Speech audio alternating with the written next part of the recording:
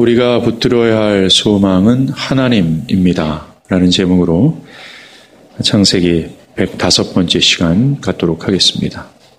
오늘 창세기 마지막 시간입니다. 창세기는 요셉의 죽음으로 끝이 납니다. 요셉은 자신의 죽음을 직감하고 형제들을 부릅니다. 아마도 요셉의 형제들은요, 요셉이 죽는다는 말을 할 때에 굉장한 불안함에 빠졌을 것입니다.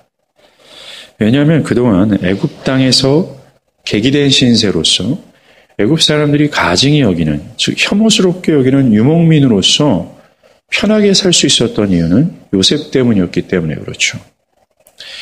요셉의 총리였던 애굽의 총리였던 요셉이 그들을 보살펴주고 후원자가 되어줬기 때문입니다.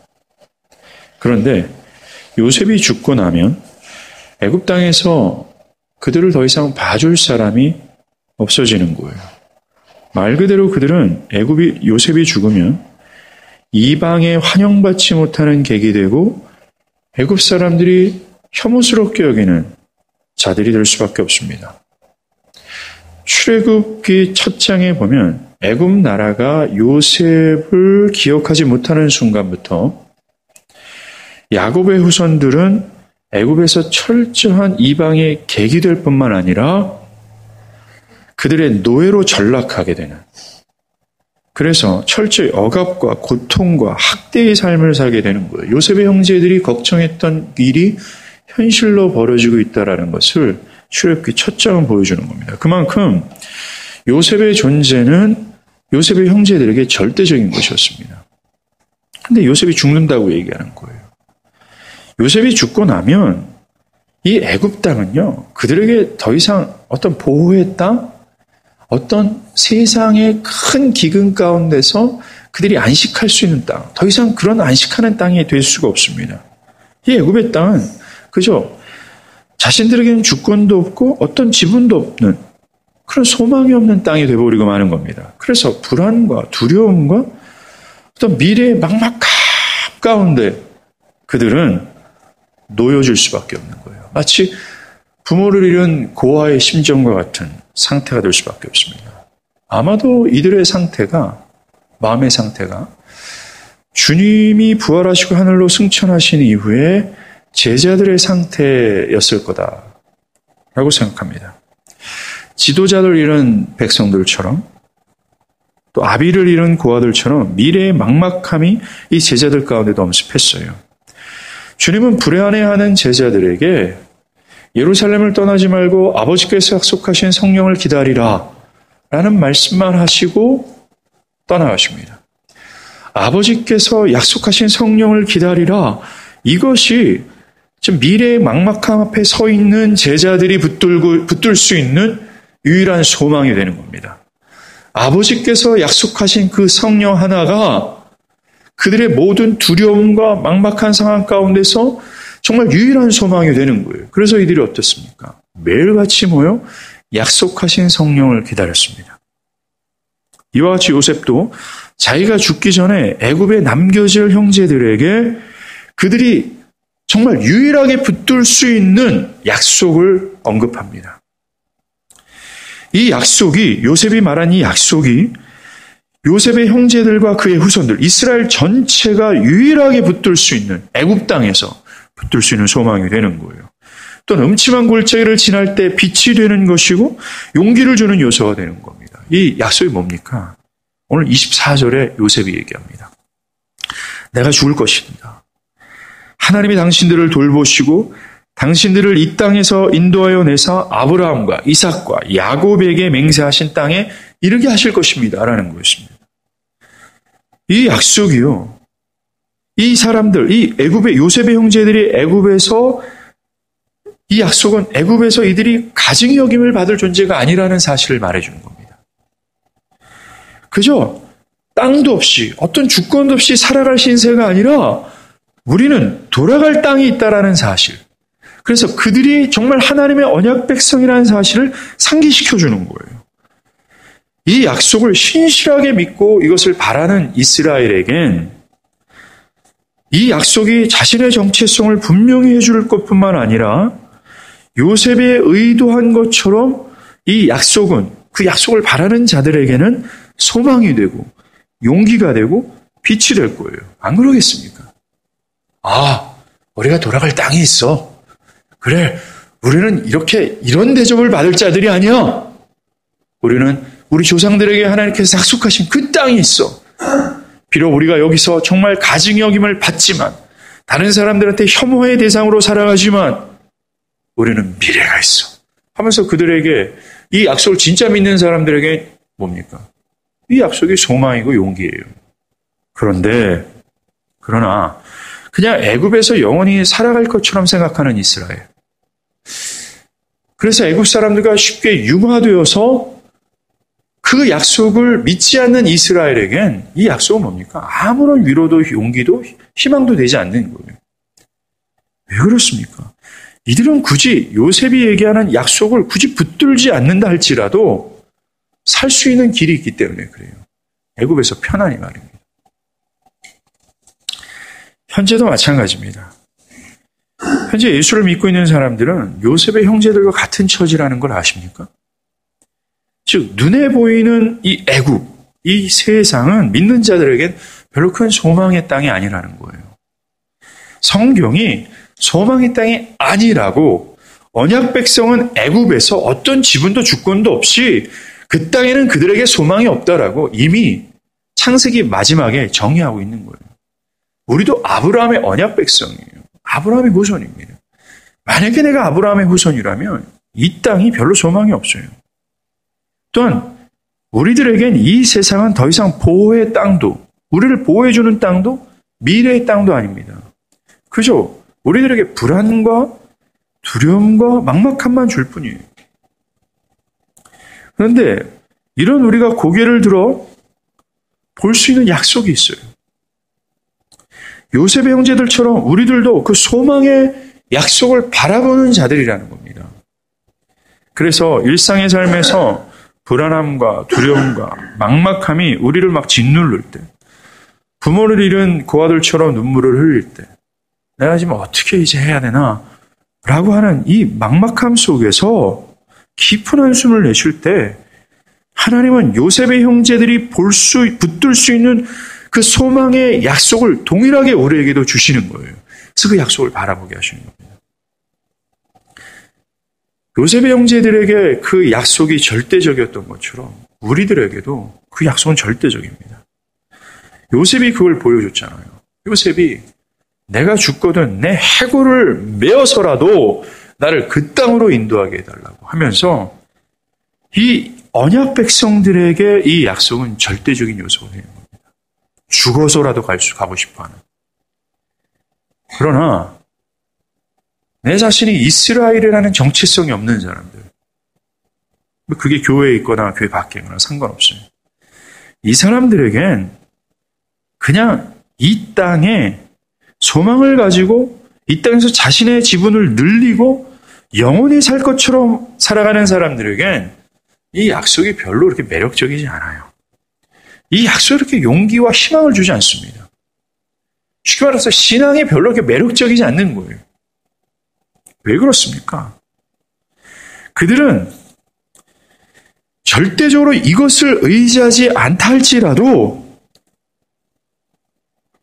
다른 어떤 요소로 인하여 능히 살 수 있다라는 근거가 따로 있기 때문에 그래요. 우리는 그 근거가, 내가 살아갈 수 있는 희망의 근거가 그 약속뿐인데, 이스라엘이라는 정체성이 없는 사람들은 그렇지 않는다는 거야. 다른 게 있다라는 거야. 오직 이 땅의 번영에 근거하여 살아가는 거예요. 주님은 오늘 말씀을 통해서 우리에게 약속이 있다라는 걸 말씀하십니다. 또한 우리는 이 썩어질 세상이 아니라 이 약속을 바라봐야 될 자들임을 하나님 말씀해 주시는 겁니다.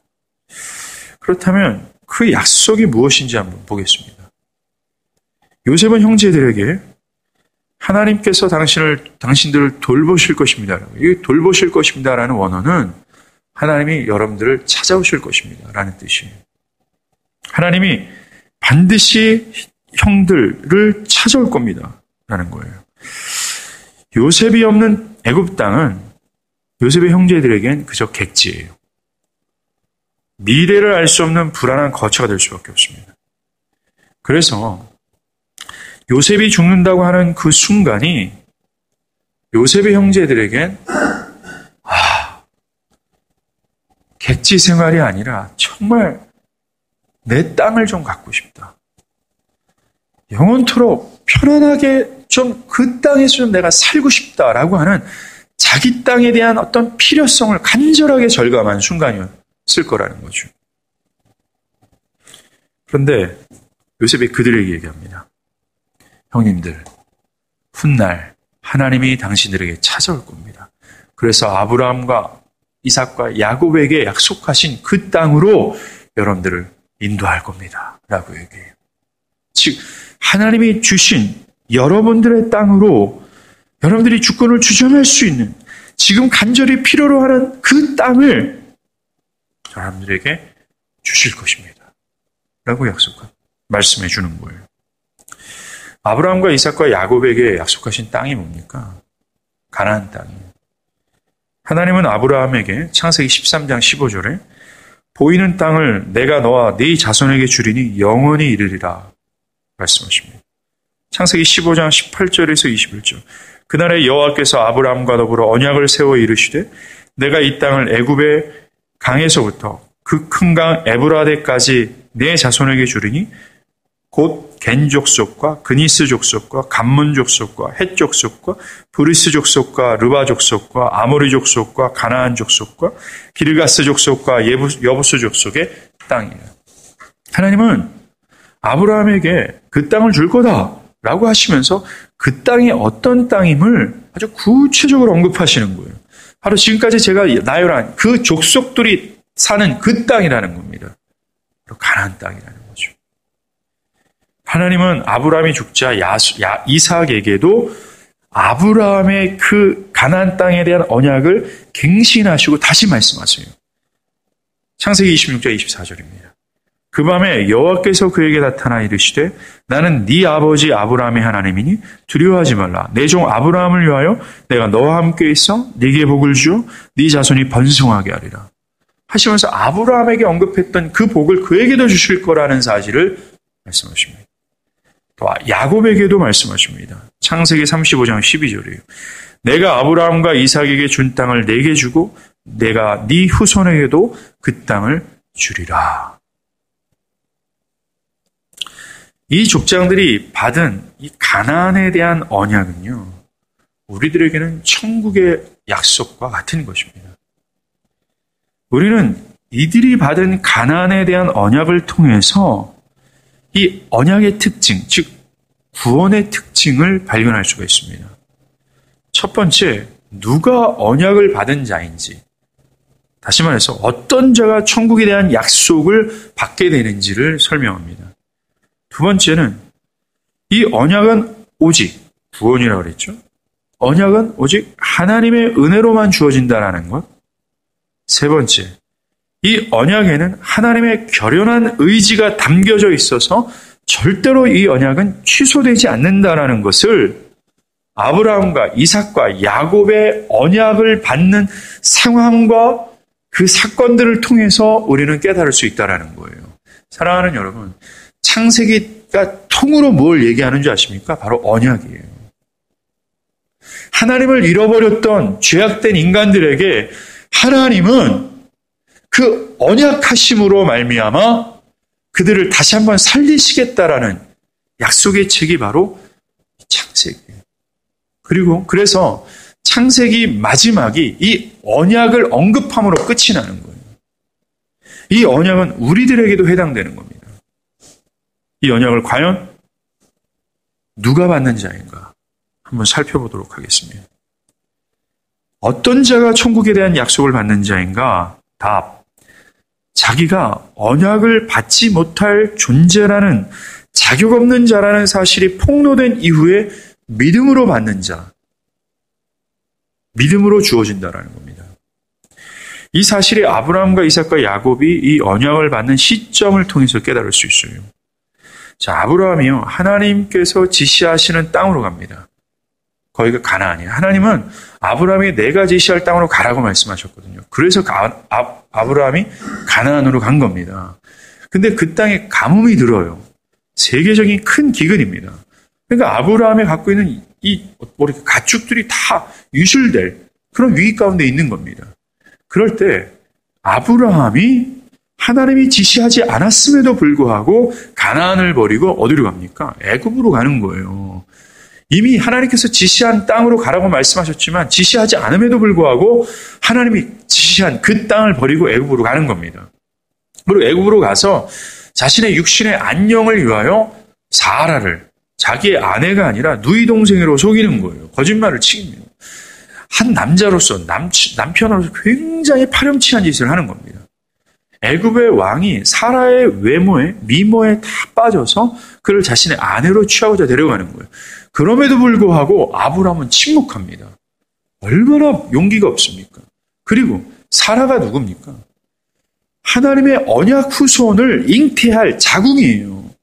근데 그 자궁을 자신의 육신의 안녕을 위하여 버리는 겁니다. 얼마나 치졸하고 파렴치하고 거짓되고 불경건하고 하나님을 의지하지 않는 이 아브라함입니까? 하나님의 은혜로 애굽 왕이 이 사실을 깨닫게 되어 다시 사라를 얻게 되는 거예요. 자, 이렇게 그가 그 자신의 육신을 얼마나 사랑하는지를 이 사건을 통해서 드러났으며 그의 불경건함, 그의 파렴치함, 그의 어떤 거짓됨, 즉 하나님 거룩하신 하나님의 거룩한 언약을 받지 못할 자격 없는 자라는 사실이 이 사건을 통해서 만천하에 드러난 거예요. 그 만천하에 드러난 이에게 하나님은 애굽의 왕 바로를 통하여 어마무시한 재물을 뭡니까? 어마어마한 재물을 하사하도록 하시는 거예요. 그 사건이 끝납니다. 이렇게 그가 자격 없는 자라는 사실이 폭로된 이후에 가나안에 돌아와 어떤 일이 벌어지죠? 조카 롯과 헤어지는 일이 있습니다. 조카에게 네가 좌하면 나 우할게. 네가 우하면 나 좌할게. 즉 아브라함은 자신의 정말 죄됨이 확실히 폭로된 이후에 하나님 앞에서 완전히 부드러워지고 완전히 굴복된 그런 상태에서 나는 이 땅에 관계없단다. 로사. 나는 어떤 땅도 상관없어. 하나님이 있는 땅이면 난 괜찮아. 하면서 자신의 믿음을 증명해내는 그런 사건이 있어요. 그 사건 이후에 하나님은 나타나 우리가 지금 얘기하는 가나안 땅에 대한 언약을 그에게 주시는 거예요. 두 번째, 이삭도 똑같은 상황에서 이 언약을 똑같이 받습니다. 이삭도 아브라함 때와 같은 세계적인 기근을 맞이하게 돼요. 그때 그는 아버지와 똑같이 언약의 땅을 버리고 애굽으로 가려고 했습니다. 꿈에 하나님이 그에게 나타나셔서 애굽으로 가지 말아라. 계속 머물러 살라라고 얘기하십니다. 그때 그는 그랄 땅에 머물러 삽니다. 그랄 땅에 머물러 살 때 아버지와 똑같이 육신의 안녕을 위하여 자신의 아내 리브가를 누이 동생이라고 속이는 거예요. 파렴치하잖아요. 정말 남자로서 너무나 비겁합니다. 그러자 그랄 왕이 리브가의 미모에 빠져서 리브가를 자신의 아내로 취하는 거예요. 그것을 보고도 침묵합니다. 근데 하나님께서 그날 밤 그랄 왕에게 찾아가셔서 리브가가 이삭의 아내임을 말씀하셔 주시는 거예요. 그래서 그랄 왕이 그 블레셋 모든 사람들에게 이야기합니다. 이 여자가 이삭의 아내라고. 그동안 많은 사람들이 리브가 이삭의 아내 누이 동생이라고 알고 있었단 말이에요. 그런데 그 사실이 폭로되자, 저 이삭 참 파렴치한 놈이다. 저 와이프 팔아먹는 저 못된 놈이다. 하면서 만천하에 그가 하나님의 언약을 받을 자격이 없는 파렴치한 인간이라는 사실이 폭로된 거예요. 그 이후에 어떻게 됩니까? 기근의 시절 그랄 땅 모든 밭은 농사가 되지 않는데 오직 이삭의 밭만 100배의 결실을 맺게 되는 거예요. 그래서 큰 부자가 됩니다. 아이러니 아닌 거 아닙니까? 이 아브라함도 그렇고 이삭도 그러는 거예요. 만천하에 정말 자격 없는 자라는 사실이 다 폭로된 이후에 하나님은 잘 의롭지도 않은 자에게, 노력하지도 않는 자에게, 수고하지 않는 자에게 공짜로 애굽의 재물 100배의 축복을 그에게 주시는 거예요. 이게 무슨 말이에요? 자, 이삭이 100배의 축복을 받자 그럴 사람들이 그를 시기합니다. 그래서 어떻게 하죠? 우물을 막아버리는 거예요. 그럴 때 이 이삭은 믿음으로 아브라함의 옛 우물을 찾아가 다시 팝니다. 계속해서 우물을 그들은 막고 또 팝니다. 이 여러 번의 우물 파는 작업을 통하여 그는 자신의 믿음을 증명해낸 거예요. 증명해낸 이후 즉시 하나님은 뭡니까? 이 가나안의 언약을 그에게 허락하시는 거예요. 똑같지 않습니까? 포맷이? 야곱도 마찬가지예요. 야곱은 20년 전에 하나님과 약속했던 베델로 돌아가지 않고 세겜성 앞에 머물러 삽니다. 세겜이 너무나 매력적이었거든요. 너무나 화려했다라는 겁니다. 오래간만에 고향 땅으로 하나님께서 은혜를 베푸셔서 돌아왔건만 그는 약속한 베델로 가야 되는데 베델로 가지 않고 세겜성에 매료되어 그 앞에 사는 거예요. 그래서 어떤 일이 벌어집니까? 자신의 딸 디나가 세겜에게 강간당하는 거예요. 그리고 그 세겜을 복수하고자 요셉의 아들들이 세겜성의 남자들 전부를 학살하고 세겜성을 약탈해 가는 거예요. 그러자 그 주변에 있는 모든 족속들이 이 야곱 가문을 다 몰살하고자 하는 그런 큰 위기 앞에 봉착되게 됩니다. 이런 큰 위기에 어떤 단초를 제공한 사람이 누굽니까? 바로 야곱이에요. 베델로 가지 않고 뭡니까? 세겜의 화려함을 여전히 쫓고 있는 그의 사악함이 이 단초였다라는 것입니다. 그런 불경건한 사건을 통하여 야곱이 얼마나 비겁하고 그 사건을 우리가 봤잖아요. 자기 딸이 강간당했음에도 불구하고 침묵하고 있는 야곱. 그저 여전히 세겜을 사랑하려고 했던 그 야곱.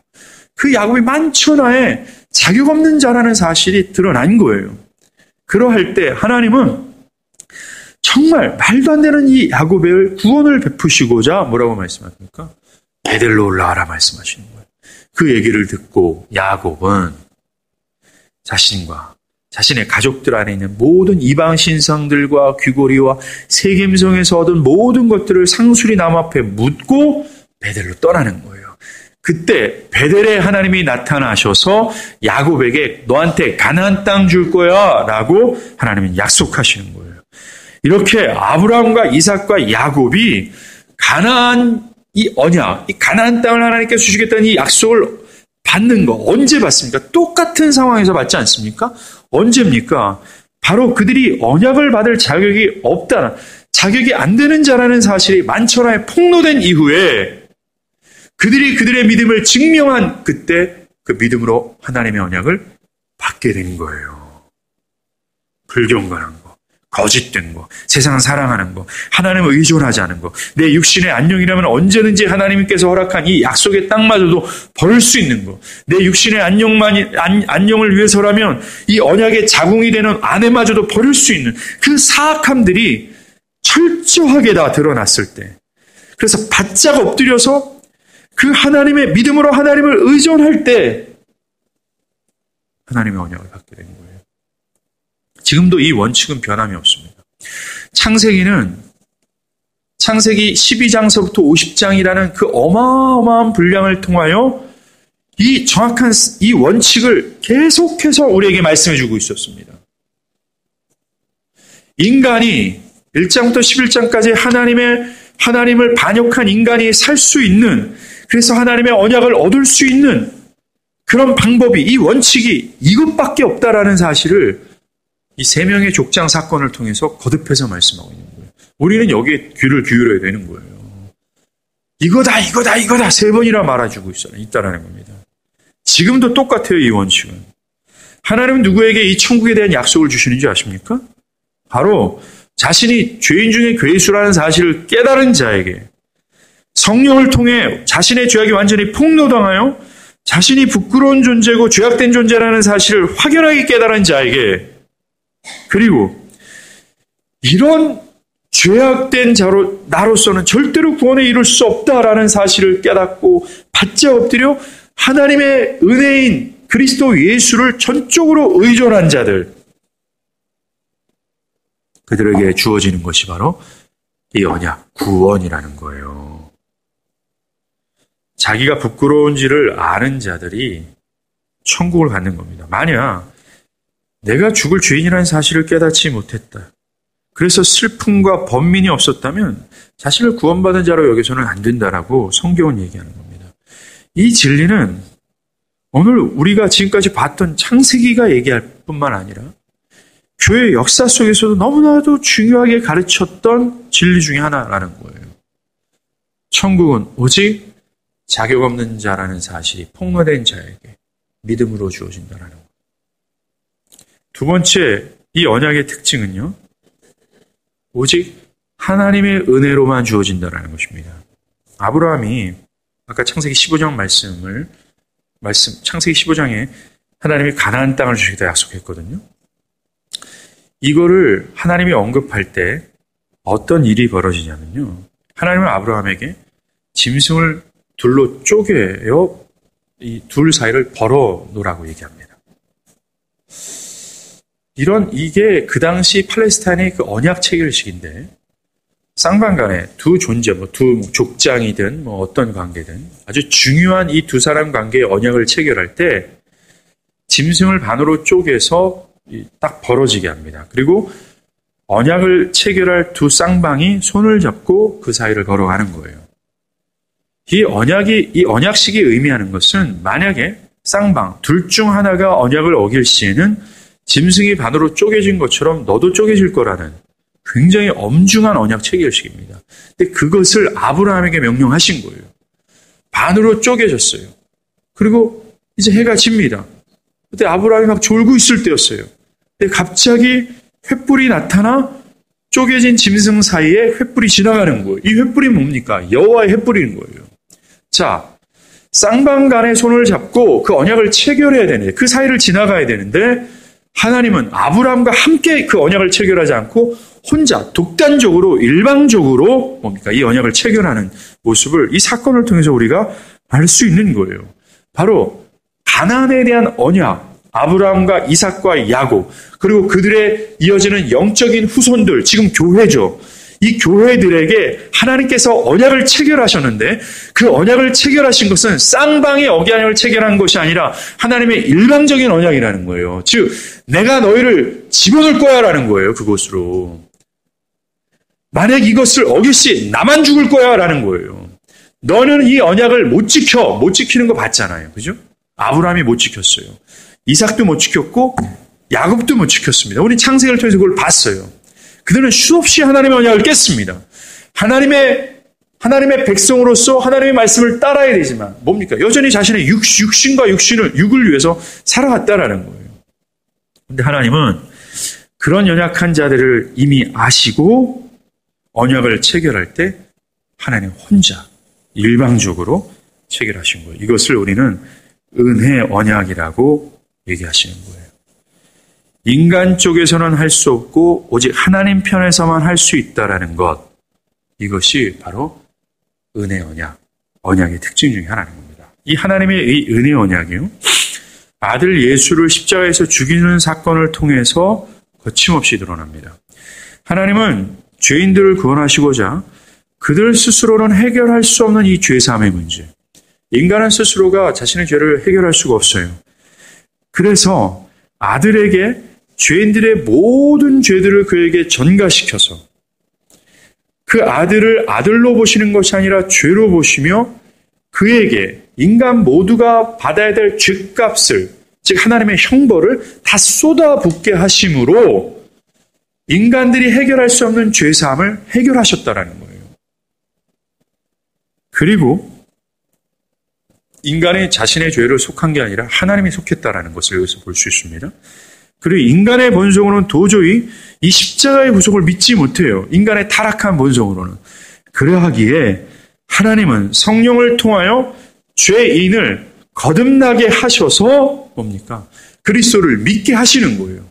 이것도 인간이 한 게 아니라, 믿게 한 것도 인간이 아니라 하나님이 했다라는 겁니다. 그리고 예수의 의를 인간들에게 전가하셔서 우리를 예수님처럼 의롭다 하시는 거예요. 이렇게 이 천국에 대한 언약, 이 구원은 모두 하나님의 은혜의 역사로 되어지는 겁니다. 사람이 여기에 참여할 수 없는 거예요. 구원의 서정 단 한 편도 인간의 노력과 열심이 개입되지 못해요. 오직 하나님만 하세요. 왜요? 그건 하나님만 할 수 있기 때문에 그렇습니다. 마치 쪼개진 짐승 둘 사이에 여호와의 횃불로 지나가시면서 일방적으로 언약을 체결하시고 그 언약을 체결하실 때 약속이 있으면 성취가 있어야 되잖아요. 그와 똑같이 언약을 체결하셔서 이 언약도 성취하시는 것이 오직 하나님만 하시는 그 일처럼 되어지는 거예요. 우리의 구원도 똑같다라는 겁니다. 언약의 세 번째 특징은 그 언약이 취소되지 않고 기필코 성취된다 라는 특징을 가집니다. 아브라함이 아까 두 짐승을 쪼갰잖아요. 여호와의 횃불이 지나갑니다. 이것을 어길 시에 하나님 자신이 죽겠다라는 거예요. 하나님 죽겠습니까? 이것의 깊은 의미는 이겁니다. 그들에게 가나안 땅을 주시겠다는 하나님의 결연한 뜻이 숨어져 있는 거예요. 내가 기필코 내 목숨을 다해서 이스라엘을 가나안 땅으로 집어넣을 거야 라는 거예요. 하나님은 아브라함이 범죄했고 이삭도 야곱도 다 범죄했음에도 불구하고 그 언약을 취소하지 않고 이 약속을 이루십니다. 400년의 시간이 지났어요. 여러분들 조선 왕조가 500년이죠. 400년인가요? 그런데 우리는 조선 왕조가 이렇게 쭉 이렇게 이어졌어요. 그죠? 그 긴 기간 동안에 조선 사람들은 조선이 자신의 나라입니다. 그 전에 무슨 일이 있는지 다 잊어버릴 만한 시간입니다. 자기는 조선 사람으로서 그냥 조선에서 자연스럽게 사는 거예요. 아마도 이스라엘 백성들도 400년 동안 애굽에서 살면서 자연스럽게 나는 애굽 사람입니다. 자신들의 정체성을 잃어버릴 만한 충분한 시간이었어요. 그리고 아브라함과 이삭과 야곱에게 하신 하나님의 가나안에 대한 언약을 그들은 새카맣게 잊어버릴 수 있는 충분한 시간이었다라는 겁니다. 그런데 하나님은 잊지 않았다라는 겁니다. 오늘 요셉의 형제들에게 하나님이 다시 찾아와서 당신들을 그 땅으로 인도할 겁니다. 라는 이 약속이 언제 성취되는 줄 아십니까? 언제 그들이 가나안으로 가는 줄 아십니까? 아브라함과 이삭과 야곱이 언약을 받을 때와 똑같은 상황에서 벌어집니다. 즉 뭡니까? 자기 자신이 다 연약함이 폭로되고 자기 자신이 하나님께 귀속될 때예요. 이스라엘이 애굽의 객이 되었고 노예가 되었을 때 자신들의 힘으로는 도저히 애굽에서 나올 수 없는 가장 연약한 시점에 있을 때에 하나님은 그들에게 뭡니까? 그들이 뭐 하지도 않은 그들에게 강한 손을 펼치셔서 바로를 초토화시킨 이후에 그들을 건지신 거예요. 건지실 때 아브라함도 이삭도 하나님이 풍성한 재물을 그들에게 주셨죠. 똑같아요. 이들도 하나님의 강한 손으로 나올 때 자격 없는 그들이 하나님의 강한 손으로 나올 때 애굽의 모든 보화를 짊어지고 나와요. 3명의 족장의 상황이 이들의 구원의 모습을 완전히 똑같이 예표하는 모습처럼 창세기에서 소개되는 거예요. 이들도 그렇게 될 거라는 겁니다. 이들이 언제 가나안을 성취해요? 자신이 자격 없다라는 사실을 탁 드러날 때. 그리고 하나님의 강한 손으로 그들이 특별히 오늘 요셉이 나의 해골을 짊어지고 나오라고 얘기하잖아요. 요셉의 해골은 이 언약의 증표와도 같습니다. 보세요. 요셉의 해골이 모세가 들고 나오거든요. 요셉의 해골이 400년 동안 애굽에 있었습니다. 모세가 그것을 딱 들고 나와요. 들고 나온다는 거 뭡니까? 이 언약이 성취된다는 겁니다. 메고 올라가라. 나의 해골을 메고 올라가라. 얘기했다면 모세가 해골을 메고 올라갈 때 언약이 이제 성취가 시작됐다라는 거예요. 그리고 여호수아가 해골을 묻어버리거든요. 성취가 됐다라는 겁니다. 그 약속이. 자, 그런데 모세가 창세기에서 해골을 메고 올라갔다라는 오늘 이 요셉의 말을 언급하면서 창세기를 기록할 때 바로 전 어떤 일이 벌어지는 줄 아십니까? 이 언약의 징표를 가지고 언약이 시작되고 성취된단 말이에요. 이 언약, 요셉의 해골 이것이 언제냐면요. 6월절 사건이 있고 그 다음에 하나님이 한 가지 더 명령하세요. 유월절 사건이 뭡니까? 장자는 모두 죽는 거예요. 그 당시 장자는 가정의 모든 것입니다. 장자가 가정의 생명과 같은 거예요. 모든 재산을 상속받고 가정을 지탱하며 가정의 힘과 같은 것이 장자입니다. 근데 하나님은 이스라엘 백성들을 출애굽시킬 때 애굽의 모든 장자들을 이스라엘을 대신하여 죽이신 거예요. 그들 이스라엘 속에 있는 자아를 대신하여 애굽의 장자들 다 죽인 겁니다. 그리고 유월절 사건이 있은 이후에 하나님은 한 가지 명령을 하세요. 이스라엘에게. 너희 집의 장자는 내 거다. 너희 가축의 첫 번째 태어난 것도 내 거다라고. 장자를 하나님에게 다 귀속시켜버리는 거예요. 제가 장자를 뭐라 그랬어요? 나예요. 그 가정의 중심이고 생명이에요. 즉 하나님은 해골, 요셉의 해골을 통하여 언약이 성취되는 그림을 그리기 전에 나라는 존재를 죽이시고 또한 나라는 존재를 살려 나라는 존재를 하나님께 귀속시켜 그들을 구원하시는 거예요. 사랑하는 여러분, 우리의 구원도 똑같아요.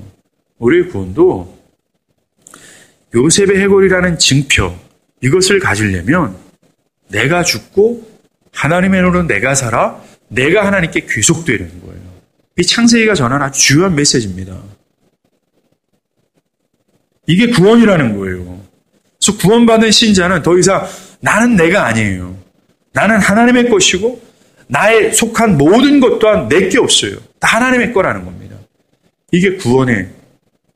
그래서 하나님은 이 두 가지 사실, 유월절을 기억해라, 첫째 장자는 내 거다, 요거를 네 이마와 손에 기호를 삼아서 영원토록 기억하다라고 얘기해요.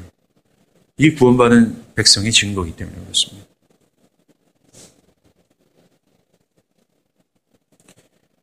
오늘날에도 이렇게 하나님은요, 하나님의 언약을 400년의 시간이 지났음에도 불구하고 신실하게 지켜나가시고 또한 그 원칙을 조금도 깨뜨리지 아니하시고 동일하게 오직 자격 없는 자라는 사실이 폭로된 자가 믿음으로 받게 하는 이 언약의 축복을 동일하게 적용하시는 것을 볼 수 있는 거예요. 오늘날도 똑같은 거라는 거예요. 사실 하나님이 이 땅에 대해서, 가나안에 대해서 약속을 하셨지만 가나안 땅 자체가 이스라엘을 향한 약속의 어떤 실체, 약속의 진짜가 아닙니다. 이 땅의 가나안에 대한 약속과 성취는 어떤 것을 알리시고자 하는 선물과 같아요. 사랑하는 연인 사이가 있습니다. 여러분 말씀 집중하셔야 돼요. 사랑하는 연인 사이가 있어요. 그럴 때 이 사랑하는 연인이 상대방에게 뭡니까? 이게 선물을 주잖아요. 선물을 줄 때 선물이 목적이 있습니까? 그게 아니죠. 이 선물을 통하여 사랑하는 사람의 마음을 담고 나는 당신의 것입니다.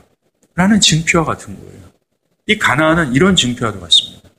하나님은 이 가나안이라는 증표를 통해서 이 약속과 성취를 통해서 이스라엘에게 하나님이 그들의 하나님이 되시고 그들이 하나님 백성이 됨을 말씀하고 싶은 거예요.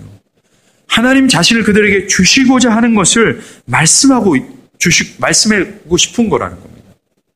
가나안을 말입니다. 모세가 이것을 알았습니다. 창세기 33장에 이스라엘 백성들이 금송아지를 줘놓고 이것이 우리를 애굽에서 보낸 하나님이다라고 그랬잖아요. 그럴 때 하나님이 뭡니까? 모세에게, 모세야, 너 가나안으로 가라. 가나안 땅 줄게. 7 족속 내가 정리해 줄게. 이렇게 얘기하세요. 그럴 때 모세가 뭐라고요? 아닙니다, 하나님. 우리는 가나안도 필요 없고 7 족속도 필요 없습니다. 우리에게 필요한 것은 하나님입니다. 라고 얘기해요. 모세는 가나안에 대한 약속, 아브라함에게 복을 주시고 그 후손들에게 복을 주시겠다는 그 복의 핵심을 깨달은 자였다라는 겁니다. 우리도 똑같아요. 하나님 우리에게 천국을 주시겠다고 약속하셨어요. 그리스도로 말미암아. 근데 그 천국은 하나님에게 우리에게 무엇인가를 주시고자 하는 징표와도 같아요. 그 하나님이 우리에게 주시고자 하는 게 뭡니까? 바로 하나님이라는 거예요. 오늘 설교 제목이 우리가 바라봐야 될 그 소망이 언약입니다라는 거예요. 그죠? 그래서 그 언약을 바라보면서 요셉의 형제들처럼 용기를 얻고 담대하게 힘을 잃지 않고 기뻐하는 겁니다. 우리가 바라봐야 될 언약은 천국의 땅덩어리가 아니라 뭡니까? 천국을 통해서 우리에게 주시고자 하는 하나님을 바라보는 거예요. 그 하나님을 바라볼 때야 비로소 우리는 이 불안하고 막막한 이 애국과 같은 땅덩어리 안에서 그제서야 평안과 그제서야 소망과 그제서야 빛을 보는 거예요. 하나님은. 요셉의 형제들에게 언약이 절대적인 것처럼 하나님의 백성들에게 하나님은 언약이 보여주는 게 하나님이잖아요. 하나님은 절대적인 것이 되는 겁니다. 저와 여러분들에게 하나님이 없으면 뭡니까? 우린 골로 가는 거예요. 아무런 힘도 없고 정말 비참하고 애굽에서 정말 혐오스러운 대상으로 살다가 죽는 거예요. 요셉의 형제들처럼. 하나님을 보십시오. 그런데 그 하나님을 볼 때 하나님이 약속하신 모든 언약은 다 성취된다라는 것, 기필코 성취된다라는 사실을 깨닫길 간절히 바랍니다. 요셉의 개인의 신앙을 한번 보십시오. 요셉은 그저 이걸 말로만 한 게 아닙니다. 그는 이걸 믿었어요. 그리고 친히 믿음의 증거를 보입니다. 뭡니까? 요셉의 형제들에게. 형님들, 내가 죽거든 하나님이 그렇게 그 땅으로 인도할 거거든요. 당신들을. 이걸 믿었어요. 이걸 안 믿었으면 뒤에 이어지는 말을 못했습니다. 당신들 옮길 거거든요. 그때 내 해골을 메고 올라가 주십시오. 그는 죽어서라도 썩어질 육체가 돼서라도 기필코 그 언약을 성취하실 하나님을 본 거예요. 우리도 필요한 게 뭔지 아십니까? 400년 시간을 지나도 모든 인간들이 다 기억하지 못한다 할지라도 하나님은 그것을 기억하시는 그 하나님을 신실하게 바라보는 거예요. 그 하나님을 바라보십시오.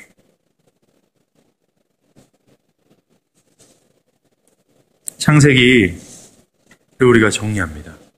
창세기 첫 장은요. 하나님이 태초에 천지를 창조하시니라 이 말씀이 있어요. 그죠? 그래서 하나님이 온 우주의 창조자이심을, 온 우주의 왕이심을, 정말 영광스러운 분이심을 말씀합니다. 그리고 오늘 창세기 마지막은 히브리 성경을 보면요. in Egypt. 그래서 이집트라는 단어가 맨 마지막에 와 있어요. 우리 한국말 성경에는 애굽에서 입관하였더라라고 했는데 입관하였더라 애굽에서. 이렇게 순서로 되어 있는 거예요. 이것이 시사하는 바가 크다라는 겁니다. 지금 언약 백성들의 현 주소가 언약 백성들이 땅을 밟고 서 있는 위치가 바로 인 애굽이라는 거예요. 저와 여러분들이 말입니다. 인 애굽에서 우리가 바라봐야 될 것이 창세기 첫 장에서 드러난 그 영광스러운 하나님을 바라봐야 된다는 겁니다. 애굽에 있는, 인 애굽에 있는 하나님의 백성들이 말입니다. 그리고 인 애굽이라는 건요, 현재 저와 여러분이 언약 백성들이 어디서 살고 있는지를 강조하면서 우리가 지금 살고 있는 것이 애굽이구나. 그런데 우리가 이곳에서 살 사람들이 아니구나. 니네들이 지금 인 애굽이야. 그러면서 창세기 전체에서 언약하신 가나안 땅을 소망하면서 우리는 여기서 살아가야 될 자들이 아니라 그 영광스러운 하나님이 약속하시고 우리를 인도하실 그 땅에서 살아갈 자들이야 라는 것을 각성케 하시는 거예요. 인 애굽을 통해서. 우리는 현재 우리가 어디에 머물고 있는지를 깨달아야 돼요. 인 애굽이에요. 인 애굽은 계속해서 우리를 애굽 사람이 되기를 위하여 유혹합니다. 애굽에 융화하고 애굽에 타협하라고 얘기하고 있는 거예요.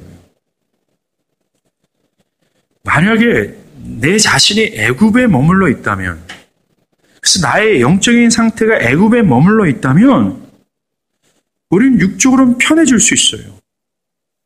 어떤 사람들이 이런 얘기를 합니다. 목사님, 그 전에 내가 교회를 다녀봤거든요. 교회에서 청년 시절 정말 하나님을 알아보려고 애쓰고 애썼는데 뒤를 돌아보니까 굉장히 불행해 보였어요. 근데 지금 하나님 없이 사니까 너무 행복해요. 예스! 그 사람이 정확하게 얘기한 겁니다. 이 애굽에서는 하나님 약속 없이 살아가야 편해요. 애굽에 융화되고 아역과 타협하고 애굽의 번영을 향하여 뛰어가야지만이 되기 때문에 그렇습니다. 하나님 없이 내가 짜릿하고 기쁘고 편안하다면 그것은 정말 마귀가 주는 거짓된 평안임을 여러분들 기억하셔야 되는 거예요. 근데 이 애굽 안에서 살아가는 언약 백성들이라면, 정말 그 약속을 정말 소망하며 바라보는 사람들이라면 이 애굽과 타협하지 않습니다. 계속해서 약속의 땅을 바라보죠. 그래서 약속의 땅을 바라보면서 비록 이 땅에선 찌질하지만 그 약속을 바라보면서, 하나님 바라보면서 소망을 갖는 겁니다. 그리고 만약 이 애굽에 있단 말이에요. 우리가 이 상태에 머물러 있으면 안 된다라고 성경은 말씀해 주고 있는 거예요. 지금 여러분 자신이 지금 있는 그대로 있는 상태에서는 안 된다라고 얘기하는 겁니다. 애굽에서 나가야 된다고 말씀하시는 거예요. 도망쳐야 된다고 말씀하시는 겁니다. 여러분들이 그 어떤 사악하고 어떤 부패하고 굳어진 이 화석과 같은 이 어떤 영혼의 상태에서 도망가야 된다고 주님 말씀하시는 거예요. 이 애굽에서 도망가라고.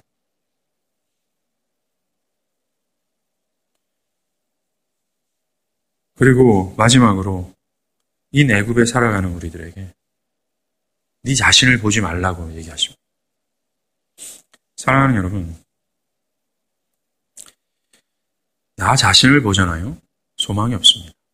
아브라함을 봐도 소망 없어요. 여러분들이 성경을 뭐 대충 읽으면 모를지 몰라도 자세하게 읽으면 아브라함을 보면요, 소망이 없습니다. 이 사람이 정말 하나님의 사람일까? 이 사람이 정말 가나안 땅으로 갈 자격이 되는가? 이삭을 봐도 야곱을 봐도 소망이 없어요. 그런 것처럼 나 자신을 보면 지옥입니다. 자꾸 사람들은요, 교회 다니면서 나를 보면서 나의 미래를 점쳐봐요. 그럼 소망 없어요. 누가 성경에 나를 보랍니까? 언약이신 하나님을 보라고 말씀하잖아요. 나를 보지 마시고 창세기 전체가 얘기하고자 하는 이 언약의 하나님을 바라보세요. 그리고 그 언약의 하나님으로 말미암아 그 하나님의 은혜로 말미암아 내가 그 땅으로 인도함 받는다라는 사실을 믿고 살아가시는 저와 여러분이 되시길 간절히 바랍니다. 기도하시겠습니다.